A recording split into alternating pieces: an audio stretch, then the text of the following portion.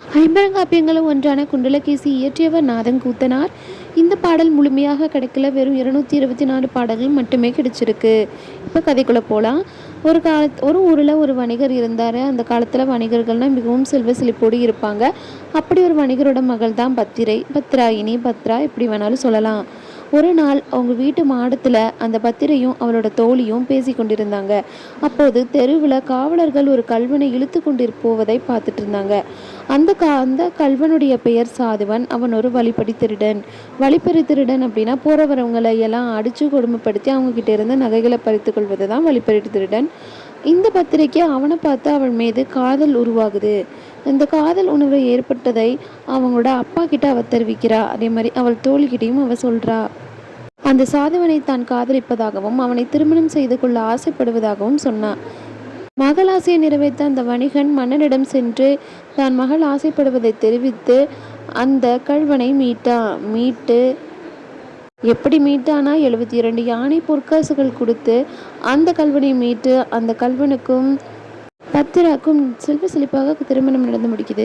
ஒரு நாள் பேசி கொண்டிருக்கும் போது பத்திரை விளையாட்டாக நீ ஒரு திருடன் தானே அப்படின்னு சாதுவனை பார்த்து சொல்ல, அது அந்த சாதுவனுக்கு மிகவும் கோபத்தை ஏற்படுத்தியது.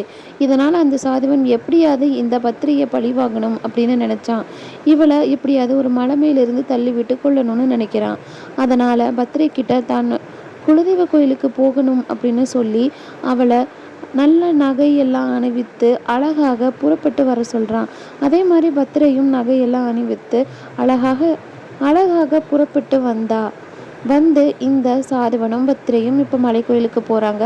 போனதும் இந்த சாதுவன் பத்திரை கிட்ட உன்னோட நகையெல்லாம் கழட்டி கொடுன்னு சொல்கிறான். இதை கேட்டதும் பத்திரிக்கு சந்தேகம் ஏற்படுது, இவன் ஏதோ செய்ய இருக்கிறான் அப்படின்னு.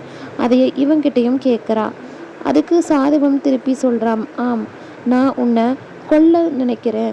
நீ இப்படி என்னை எப்படி திருடன் அப்படின்னு சொல்லலாம்? அந்த வார்த்தையை நீ மிகவும் பாதித்தது. அதனால் இந்த மலையிலிருந்து உன்னை தள்ளி கொல்ல போவதாக சொல்கிறான். அதை கேட்ட பத்திரைக்கு மிகவும் கோபம் வருகிறது. பத்திரை கடைசி ஆசையாக தன்னுடைய கணவனை 3 முறை வலம் வருகிறேன் அப்படின்னு சொன்னான். அதே மாதிரி தன்னுடைய கணவனை 3 முறை வலம் வரும்போது 3வது முறை அந்த சாதுவனை மலையிலிருந்து கீழே தள்ளி விட்டுட்டா. பின்பு சமண சமயத்துக்கு துறவியாக போறா. சமண சமயத்தில் இருக்கும்போது பத்ரை தன்னுடைய முடியை ஒரு பாக்கு மரத்தால் வெட்டி கொள்கிறா. அப்படி வெட்டி கொள்ளும்போது அது திரும்பிய முடி வளரும் போது சுருண்டா வளர்ந்துச்சு. அதனால தான் இந்த பத்திரைக்கு குண்டலகேசி அப்படின்னு வைக்கப்படுது. குண்டலகேசி அப்படின்னா சுருண்ட கூந்தலை உடையவள் அப்படின்னு அர்த்தம். பத்திரை சமண சமய துறவியாக இருந்த நிலையில புத்தரால ஏற்கப்பட்டு இவள் பௌத்த சமய துறவியாக இப்போ மேற்கொள்கிறா. இந்த கதையின் கருத்து என்னன்னா, எப்போதுமே பெரியவர்களுடைய சொல்லை மதித்து அவர்களுடைய சொல்லின் வழி நடந்தால் நல்ல வாழ்க்கை அமையும் என்பதே ஆகும்.